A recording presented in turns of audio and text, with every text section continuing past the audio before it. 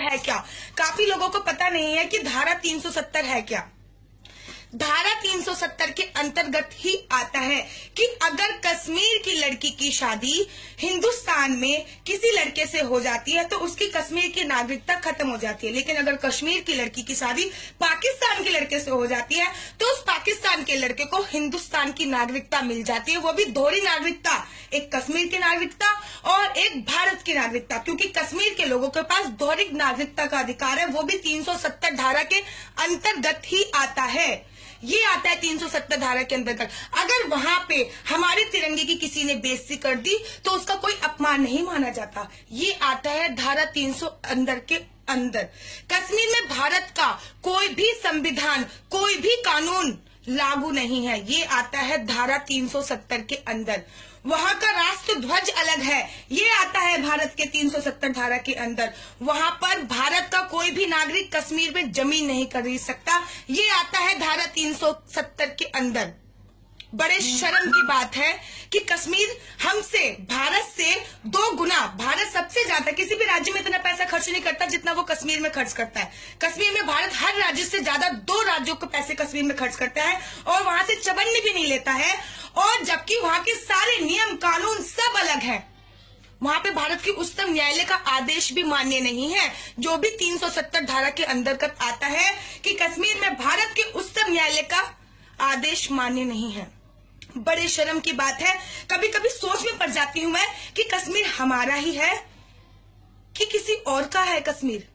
इतने सारे नियम लागू। सबसे पहले मोदी जी, आपको हमारी सरकार है, हमारी सरकार। जब हम बोलते हैं ना, जब मोदी जी, योगी जी, भाजपा की सरकार बनी थी तो हमने बोला था कि अब हमारी सरकार है। जब हमारी सरकार है तो हम अपनी सरकार से मांगे करेंगे, क्योंकि बच्चा अपने माँ बापा के सामने ही रोता है।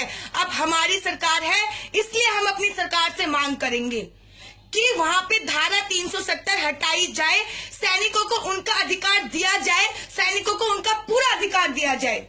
और अगर आप वहां पे धारा 370 नहीं हटा सकते हो, अगर वहां पे आप सैनिकों को उनके अधिकार नहीं दिला सकते हो, तो हमारे सैनिकों को कश्मीर से वापस बुला लीजिए। जो वहां पे पत्थर मारते हैं उनको लड़ने के लिए भेजिए। जब उनको गोली पड़ेगी ना, तब पता चलेगा कि कितने बेटे शहीद होते हैं।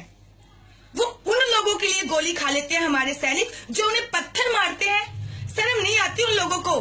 अगर आप 370 धारा नहीं हटा सकते, अगर आप सैनिकों को उनके अधिकार नहीं दे सकते, तो हमारे सैनिकों को वहां से वापस बुला लीजिए और उन्हें लड़ने किसको भेजना है आपको?